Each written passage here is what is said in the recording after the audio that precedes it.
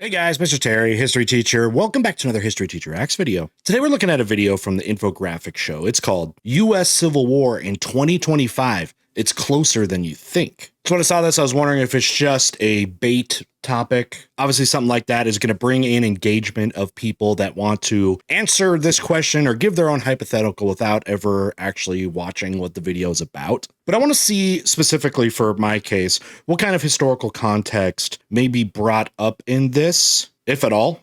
And I guess if not, what can we insert with a hypothetical of the situation? All right, this original video is going to be linked down below. Make sure you're supporting them. By the way, this week we released 2 original videos. We got our newest alternate history video from the series that we have now gone 2 episodes into. That one being, what if Trotsky took over the Soviet Union after Lenin's death instead of Stalin? Then a couple of days ago, released a video on Catherine the Great. That one's in my format, which is going to be a little bit more lighthearted, funny, but still have a lot of information and something to think about. Check those out. I think you'll like them. All right, let's get started with this one.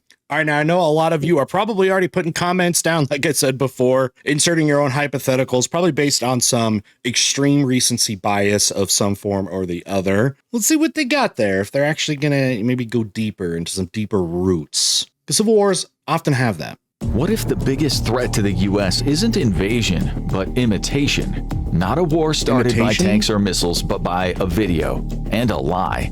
A deepfake so convincing it didn't just mislead, it fractured a country. This isn't a war from the history books. It's faster, digital, unpredictable, and just as bloody. This is what a U.S. civil... That's an interesting thing to consider if you think about it. You know what immediately came to my mind was like War of the Worlds, you know, H.G. Wells with the fake radio broadcasts that may or may not have actually put people in a frenzy or not, made for the good story and everything. But it is an interesting thing about how bad as a society we are at percepting content as far as it being truthful, misrepresenting things. Could that be something that could trigger something big?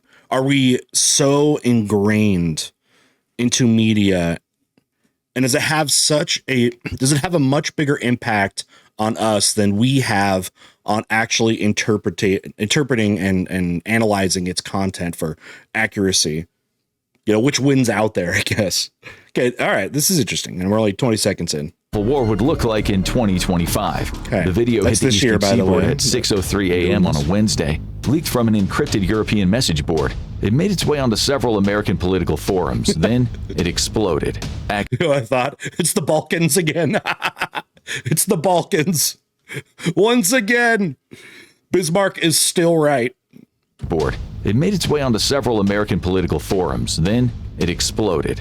X, YouTube, Telegram. Within a few minutes, millions had seen channel. The setting was unmistakable. The Supreme Court bench, framed by American flags and cold marble columns. At the center sat the Chief Justice, flanked by silent justices, reading aloud what appeared to be a historic ruling.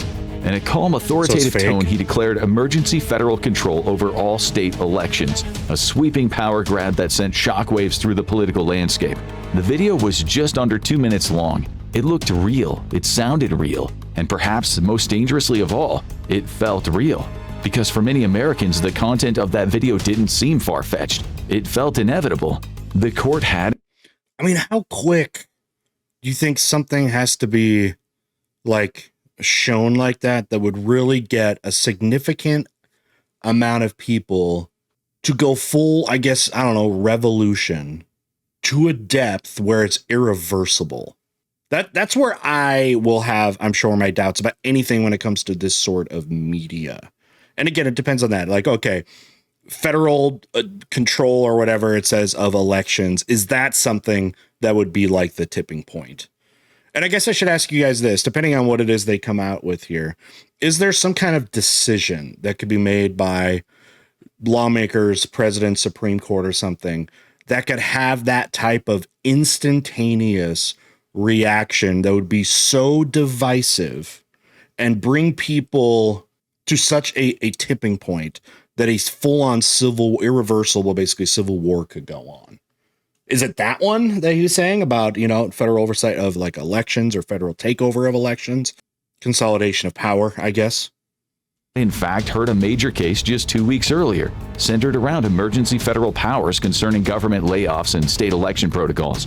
The case had been fast-tracked following a high-profile standoff between the Department of Justice and the state of California. Rumors had swirled for days that a ruling was imminent. California would be When the video involved. dropped, it didn't seem out of place. I know a lot of people believe the that. timeline matched. The docket number looked authentic. Even seasoned members of the press pool believed that this might be an early unofficial leak. By 6:07, it had been reposted over 80,000 times.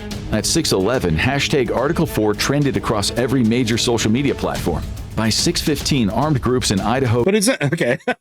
Okay, 6:15. Okay, we're already okay. But isn't this one of those things that could easily just somebody comes out from the state or something? It's like, no, that actually is not the case, right? Especially if it's a fake decision. Let me go back a little bit. It had been reposted over 80,000 times. At 6:11, hashtag Article 4 trended across every major social media platform. By 6:15, armed groups in Idaho, Georgia, and northern Michigan were already mobilizing. Okay, I totally get Idaho. Okay, somebody that lives in the western half of the United States. That's happened. Idaho is like the Texas of the West, essentially. And Georgia, okay, whatever. North Michigan? I need some context, I guess, there. You never hear about the little tip of Michigan that's sitting on top of Wisconsin. By 6:15, armed groups in Idaho, Georgia, and northern Michigan were already mobilizing. Online forums lit up with claims that this was a second Patriot Act, where others celebrated it as a long-awaited end to state nullification. Across the country, people already full of distrust and resentment became defensive, suspicious, and braced for impact. Then, now, the whole, like, would there be a division and a mix of people being both supportive and not supportive of, like, that supposed Supreme Court division? Yeah, I do think that is the case. All right. Time and time again, we've seen in history that authoritarian rule can come about with support, especially if you find that you are on the side of those that would gain power, if you fall into line with that. And obviously there's going to be people that aren't with that. And then there are people, though, that are, of course, going to be that other group that may, in fact, despite of who controls the Supreme Court, they'll be totally against it, right? Regardless of like political affiliation of those that are making these decisions. But I think that group is smaller than people might think. You know what I mean? Came the second video. At 7:08 a.m., a new broadcast appeared on Signal, then Telegram, then Truth Social. The governor of California appeared on screen, seated behind his desk at the state capitol. He looked composed, deliberate, and resolute. In a calm but defiant tone, he announced that California did not recognize the Supreme Court's ruling. It was, he said, a violation of the constitutional rights of the people. That becomes hard because that's what's supposed to be the Supreme Court's job, is to interpret the Constitution. So if that is no longer the case, or people reject that, and that whole branch of government becomes invalid, I guess, in the eyes of people. I was also wondering, this video came out, I think, 6 days before I watched this. Do you think this is also trying to build upon the big debate going on about gerrymandering across the country? You get kind of vibes of that, especially, you're bringing in California. Big one happening right now they're talking about is in Texas. State would be forming a coalition for constitutional restoration, inviting other states to join in resisting federal overreach. He ended with a chilling declaration: any federal incursion without legislative approval would be treated as unlawful. Within 30 minutes, the video had racked up more than 20 million views, but there was one problem. Both videos were fake. The source was traced to a previously unknown group operating on the darknet and secure foreign servers. They were believed to be a hybrid of rogue domestic actors and foreign contractors with access to next-generation AI video generation tools. But this wasn't the usual AI slop. There were no lip-sync glitches, no uncanny valley stares, no telltale digital seams. This was synthetic footage indistinguishable from reality, built with access to proprietary modeling datasets and advanced voice cloning tools far beyond consumer-grade capabilities. Isn't this just still one of those things, though, where whoever that's being faked can just come back and very easily and be like, no, that's not true? Whether it's the Supreme Court, the president, the governor of California. Like, is it really like irreversible to that point? Lip movement synced with breath patterns. Micro expressions matched each speaker's known tics. Background audio recreated courtroom acoustics. I think this could be an a big-time overreaction. One metadata analyst would later admit it looked more authentic than the real thing. It took nearly 2 hours before the Supreme Court issued a formal statement denying the video's authenticity. By then, it was too late. Dozens of local officials had already issued statements. Militias had formed roadblocks outside of state houses. Some police departments announced that they would not comply with the DOJ. Others pledged allegiance to the emergency order. The White House's first response was... That's what I was saying. Like, some people would be, fall in line with those fake orders, and then some would, but it being like irreversible, I'm still having a problem with this, because I do also believe that a lot of people get sick, and there is a cynicism that people have too also about media, and maybe it's bigger than we think. And if you're terminally online person, you might react really hard, but like everyday people that are just living their lives, you know what I mean, that are often not as fixated on media are going to be impacted like this. I feel like that group is bigger than people think as well. A single-line press release. No such ruling has been issued by the Supreme Court. We are investigating the source of the unauthorized video. Is it over right now? In the months leading up to the war, the State Department had been issuing quiet warnings. AI-generated videos impersonating the Secretary of State were already targeting foreign officials. At the time, it seemed novel, even amusing. But this wasn't amusing. This was weaponized unreality. For 48 hours, the United States no longer had a single reality. Domestic life itself had become a digital illusion. That makes sense. I mean, that part makes sense. Where it's like, okay, if you don't know if that original thing is real or not, then you easily could say the same thing about the rebuttal. Then it's like, who do I trust in that situation? And that is just, I guess you would think people just go into their own predispositions, their own previously held biases or whatever. And when that many people actually take like direct action based off of that. Within minutes of the fake Supreme Court ruling's release, confusion gripped every level of government. Local law enforcement flooded federal channels with questions. Was this legitimate? Did it require immediate enforcement? Could they act on a ruling that hadn't been formally published? But there was no clear answer. The military, too, was split. Joint Base Lewis McChord in Washington State delayed all operations, pending confirmation from higher command. Meanwhile, Fort Hood in Texas received unofficial orders from the Pentagon to prepare for domestic deployment. But when a division commander refused to act without clarification from civilian leadership, and civilian leadership had not agreed on what was real, operational paralysis set in. The National Guard... So, one thing to add, and then this is not necessarily as much American or context from American history, but the idea of split loyalties among militaries has been a major feature of many civil problems and civil wars, rise of dictators all throughout history, all over the planet. That is something that has big. So if you're wondering, like in the United States, well, could that happen or not? Well, globally, both recently and going all the way back to ancient history, this has been a thing. And the United States hasn't had that nearly as much. You've probably heard maybe of a lot of dictators in history that did rise through the military power. We haven't had that really in the United States, of just like completely using the military to go against the full will of the government to the extent where you have massive regime changes with that. Now, the U.S. is still a young country, but younger countries than the U.S. have had those same issues. Controlled by state governors, fractured along political lines. Okay, so we got National In red Guards. states, some units swore to uphold the federal directive. In blue states, others denounced it as a constitutional fraud. By mid-morning, governors across the country began convening emergency sessions. Each meeting took on a life of its own. Colorado's governor called for calm and demanded an investigation. Florida's governor praised the court's courage to act in a time of national crisis. Do you think these are hypotheticals, or do you really think they're like, all right, this is, Governor Newsom, DeSantis, like you think that's what they're trying to do? There was no coordinated response, only a widening divide.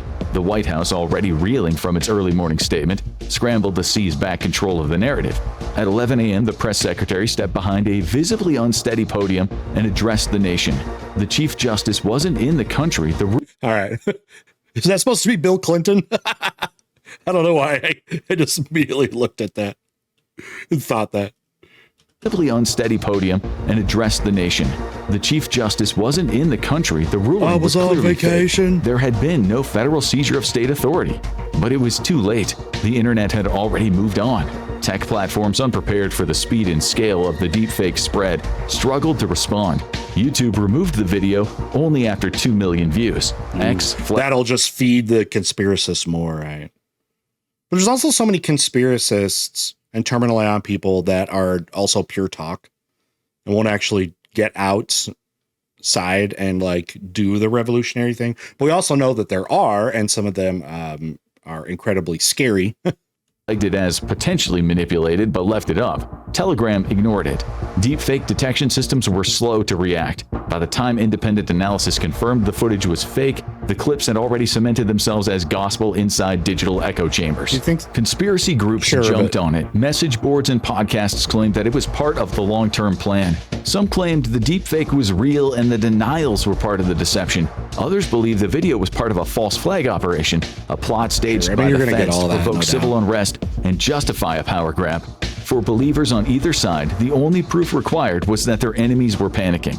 I feel like this has already happened, and we've seen so many conspiracies about stuff like that. I mean, I had heard some too that martial law was declared. I remember a student came up to me. It was like during class or like while the students were working. A student came up and was like, "Mr. Terry, I just saw that like the martial law has been declared on like with our country."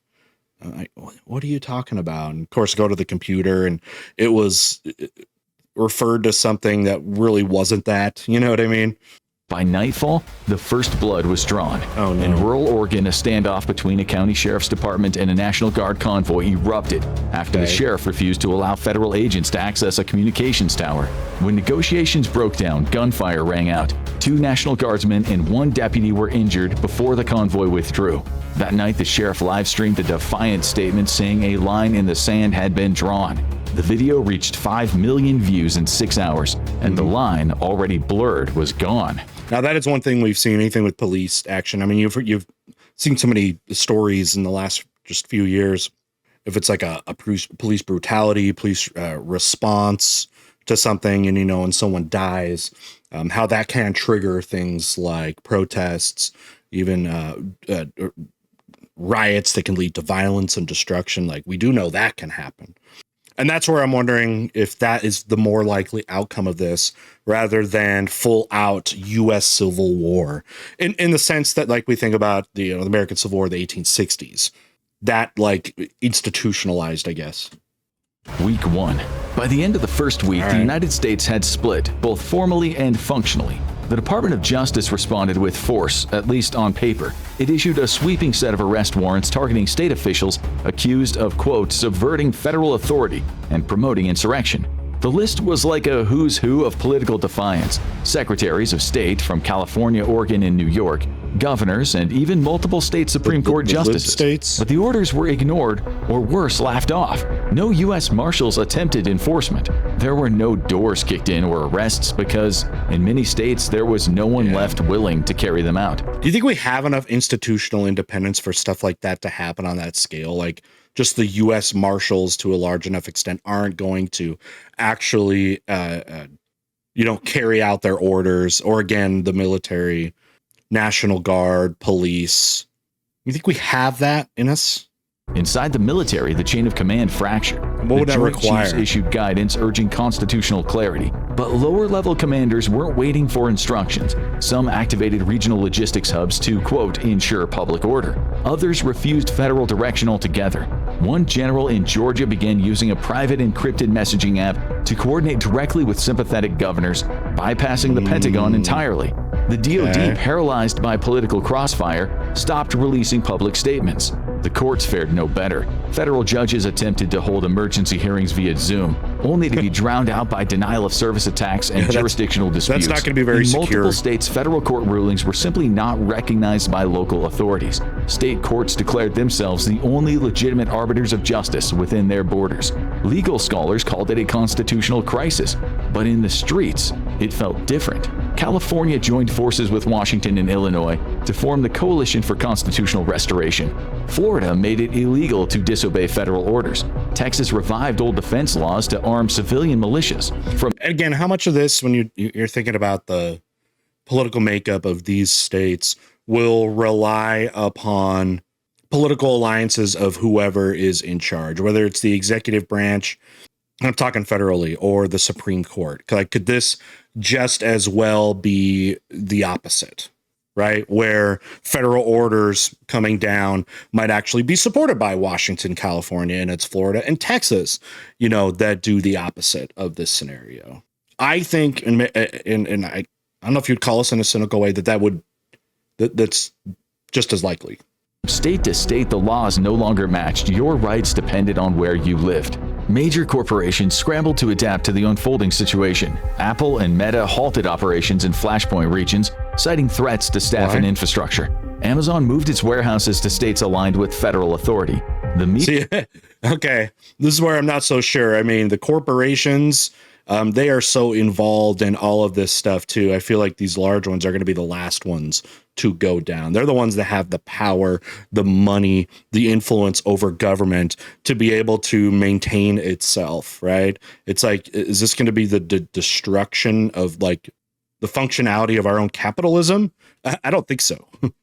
Media split overnight. Some networks doubled down on partisan narratives, while others went dark entirely. Whatever By gets the end of the week, views. the question wasn't if the country was coming apart, it was how far the cracks would go.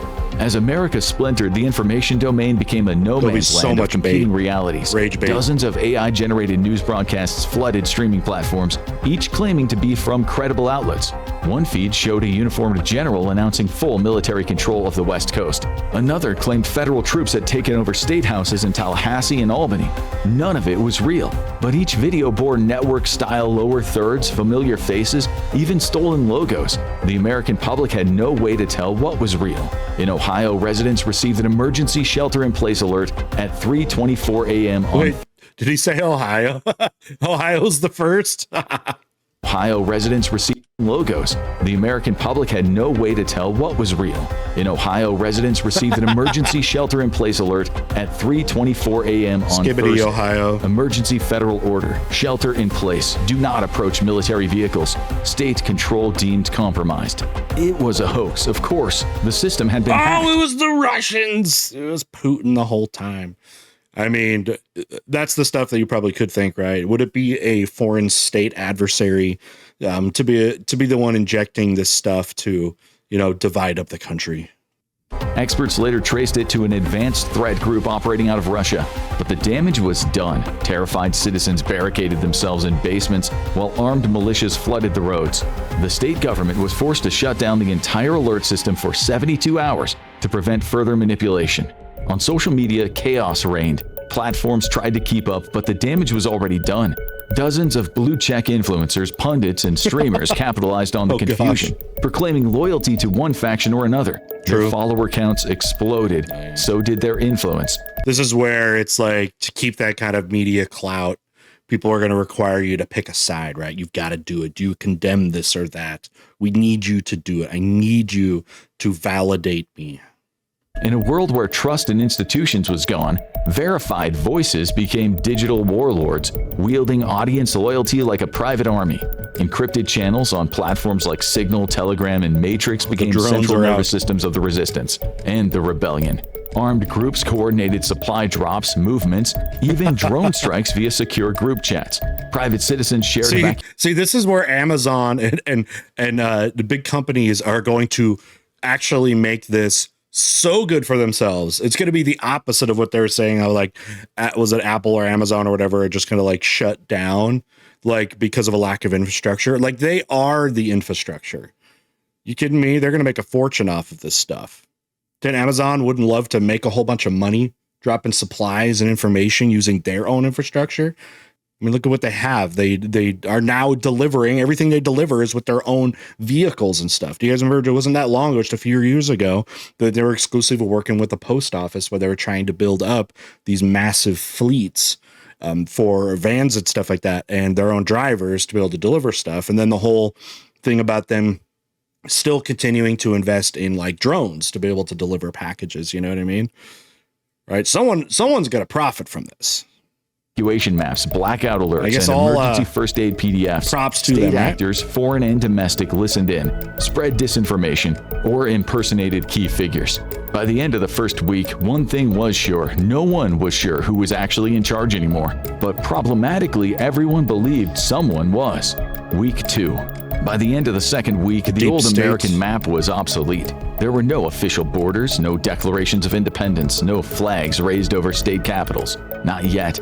But on the ground, the country now operated in discrete zones, some aligned, some opposed, some simply trying to survive. On the West Coast, a new allegiance emerged. From this point on in the video, I'm going to grant all of the presumptions and set that they have, just so I don't have to keep repeating the same things and like disregarding everything from whatever starting point I think this became like illogical or whatever, and I'll just grant this. But yeah, I mean, we do know that we have microcultures across our country. We saw that back with the Civil War broke out. You know, we had almost like two differently operating regions of our country with different cultures, different economic structures, starting from, you know, when Europeans started colonizing, you know, what's going to eventually be the United States, all the way to the 1860s, when how different our country was operating was just made abundantly clear. But yeah, you probably have those, you know, little factions. Opposed, some simply trying to survive. On the West Coast, a new allegiance emerged. The politically aligned states of California, Oregon, Washington, and Hawaii announced the formation of the Pacific Coalition. In a joint broadcast, their governors declared that they would no longer comply with federal directives unless ratified by their respective legislatures. I mean, you could have a functional, a pretty decently functioning country if just the West Coast, you know, broke off. I mean, you hear constantly about the economic wealth that is in, you know, a place like California and all the way up through the Western coast. You could have that. It would change a lot of things when it comes to like importing the stuff that you don't have, you know, if there was like a clean break, especially maybe if there was one that was more amicable, you know, could California still get certain types of oil, even though there's oil production that they have, or, you know what I mean? The different things that you need from different parts of the country. What they called the principle of coordinated sovereignty and unveiled a regional security pact to defend their shared interests. West Coast National Guard units were consolidated under regional command. Military bases, ports, and infrastructure were placed under local control. San Francisco became the coalition's nerve center, a digital capital for what some now called Pacifica. In the Southeast and Midwest, a counterweight. Do you think it would be San Francisco? I feel like so much of their power has dwindled in, you know, the last while. You could say maybe it's like, you know, LA County, but I guess logistically that's a problem being so far south in this new coalition of Western states. I guess if that was like, let's say there was a unification of those states into a new country, what do you think the capital would be? Would it be like an LA, or they try to like literally relocate, you know, further north or more central? I mean, right in the middle of that coalition is like the northern part of Northern California, where there aren't a lot of big cities.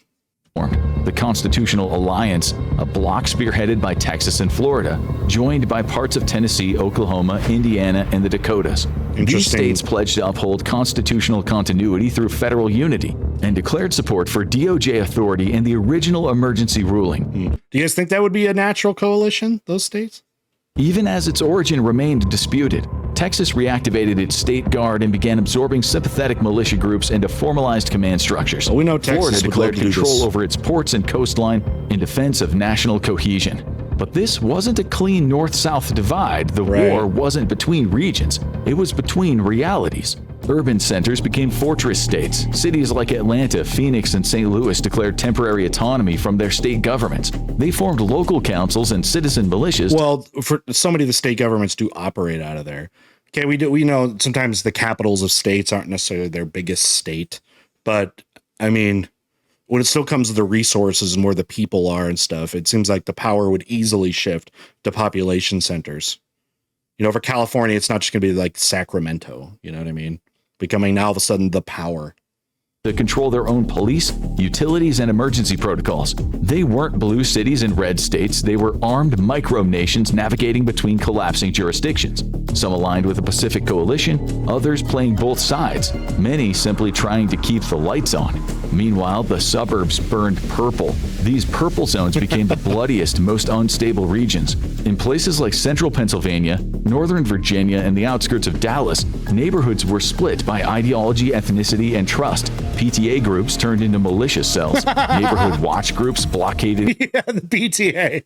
You know, the stay-at-home mom in your neighborhood that helps organize, you know, the bake sales and stuff like that. She is like, you know, screaming her manifesto from the steps of the elementary school.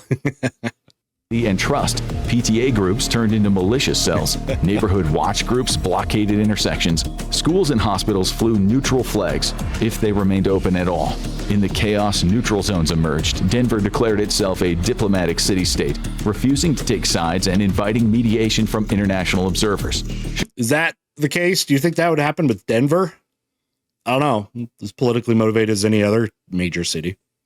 Chicago declared a pause in political alignment and negotiated corridor status for humanitarian convoys. In D.C., foreign embassies closed their gates, fortified their compounds, and waited. Corporations didn't. Wait, why are we spelling embassy Foreign this embassies way? closed their gates, fortified their compounds, and waited. Corporations didn't pick sides, they picked servers. Google moved its executive command center to a hardened facility outside Salt Lake City, just east of a booming Silicon Slopes. Okay. I mean, Salt Lake is, I mean, that kind of makes sense because it is surrounded by hours and hours of nothing outside of it. I mean, it takes like 6-hour drive to get to Boise, and it's like 8 to Denver. And again, like 6 to Vegas, you know, it is kind of a, I guess in the middle, I guess you could kind of fall back into that area. But when I had originally was pausing to talk was, yeah, these companies are always going, you know, you would think would be trying to, you know, stay ahead of that. They're going to, you know, keep doing whatever they can to function and, God forbid, you know, profit from it. Amazon split its logistics between Utah and Toronto. A new class of digitally sovereign corporate zones sprang up. Cloud-based strongholds where businesses could continue under artificial governance frameworks enforced by smart contracts and air-gapped data centers. If you didn't know, the kind of Salt Lake metro area and further south, kind of the northern half of Utah, actually is a very growing tech hub. There's a lot of tech companies, big companies that are operating there as well. It's been pretty business friendly with that. Even like the NSA, has incredible amount of their servers and digital storage for the country in northern Utah as well. So if we thought that was random, there actually is a big tech infrastructure in Utah. Under artificial governance frameworks enforced by smart contracts and air-gapped data centers. Microsoft's Azure region outside of Cheyenne became a corporate government hybrid with its own militia protection. Cheyenne, a little the union tech hadn't hub too? declared dissolution, it had simply stopped functioning. Warfare in this new climate of instability proved anything but conventional. In Texas, a National Guard convoy was struck by a swarm of hobbyist drones retrofitted with commercial explosives. Hey, we've seen this happen. You see that attack, you know, a couple months ago, whatever, with Ukraine into Russia, where they were using, you know, little pretty cheap drones that were able to hit like military installations. Don't laugh at that part. In Portland, blackouts began with no warning. Yeah, Two Portland's going substations had down. been hacked using default Portland will go into manufacturer pure passwords. chaos. In Atlanta, a municipal dam was opened in the middle of the night, flooding a loyalist neighborhood. Oh no. No one ever claimed responsibility. No one needed to. In 2025, attribution was as good as fiction. Rural militias used guerrilla tactics, ambushes, pipeline still the sabotage, highway Russians raids. this whole time? In cities, loyalist forces deployed quadcopters with thermal imaging and facial recognition to hunt known dissidents in alleyways. Another reason why tech companies would maybe not be all that upset that this is going on. They're super useful right now. Armed engagements were fast, fluid, and often one-sided. Most casualties didn't know they were in a war zone until it was too late. 3D printed guns, grenade launchers, and custom rifle attachments Terrorism. flooded the underground. Incredible Hackers amount of released terrorism. CAD files for printable landmines and anti-drone nets. Surveillance gear was home-brewed. A decent engineering student could Wait, is that supposed to be Trump in his mech suit? and anti-drone nets. Surveillance gear was home-brewed. A decent engineering student could build a kill box for under $500. On the propaganda front, AI became a fully operational combatant. Thousands of horrifying variations of the same video, edited for different dialects, Skynet regions, and becomes psychological self-aware. profiles, circulated by the hour. In one version, the federal military was seen liberating a town from armed insurgents. In another, they were massacring civilians. You know, a term you would start hearing a lot by these different groups is liberation. People love to say that. We're liberating this place. We're liberating these places. Something that pretty much anybody can claim or attempt to. Both were fakes, but were believed. Language was a weapon. Visuals were a payload. Across the country, young digital insurgents armed with tools like Stable Diffusion and GPT-based editors churned out revolutionary manifestos and cinematic call-to-arms videos. It felt more real than anything broadcast on the evening news. This was no longer a war People that don't could watch be that won anymore. with tanks or treaties. boomers. It was about holding attention. And in a fractured And they're too nation old where for all this. reality had shattered into 1,000 feeds, attention was the most strategic resource of all. In this terrifying new landscape, the military broke first, the government fractured next, then society itself followed. So institutional collapse has pretty much would have to happen for something like this. The issue with, with that is United States institutions, for as much as people, I think, may not think so, are actually quite strong and quite stable, especially when you compare it to the history of other countries. Families split, politically and geographically. A father in Tennessee joined a local Constitutional Alliance militia, while his daughter, studying in Berkeley, volunteered for the Pacific Coalition Sure. Civilian Defense Families Corps. will be split They apart, stopped no doubt. speaking after a phone call turned into a shouting match over whether the Supreme Court ruling had ever happened. One believed it was fake. The other I mean, not unlike the Thanksgiving conversations you've all either participated in or overheard, right? shouting match over whether the Supreme Court ruling had ever happened. One believed it was fake. The other believed the think people denial would was forget the about real it. deception. Some tried to original remain thing. neutral, packing up, moving to the so-called gray zones in the Mountain West or Upper Midwest. What is But that neutrality had a short shelf life. In Utah, a family fleeing California was turned away at a gas station by an armed volunteer checkpoint. The driver had an old Restore Democracy bumper sticker, and that was enough. Grocery stores were gosh. emptied and water became currency. Blackouts true. were common. Yeah. Internet outages were weaponized. In some towns, people bartered with canned food and antibiotics. I mean, that's what we have seen when economic collapse happens. We go back to the barter systems of our ancestors. A recent example, even up to a couple years ago, the hyperinflation that took place in Argentina, where people were now just literally trading commodities on WhatsApp. Right? Like, okay, we need some food or something. We have some, still in good condition kids' clothes that my kids have grown out of. Let's make a trade, right? You heard of that stuff all the time. We always will, devolve back to that once money collapses, I guess. Banking institutions, if that's going to fall with it. In others, armed guards escorted water trucks between neighborhoods. Local radio returned as the primary news source in many places, if you could find batteries. Underlying it all was a creeping sense of tribalism. It was a divide sure. not only between left and right, but between those who still believed in the idea of a United States and those who no longer thought it ever truly existed. While Americans argued over what was real, the rest of the world didn't wait. Okay, so what would happen from this is development of feudalism. Feudalism, if you don't want to talk about feudalism, look into it. But this is what happens when empires or states collapse naturally, is feudalism.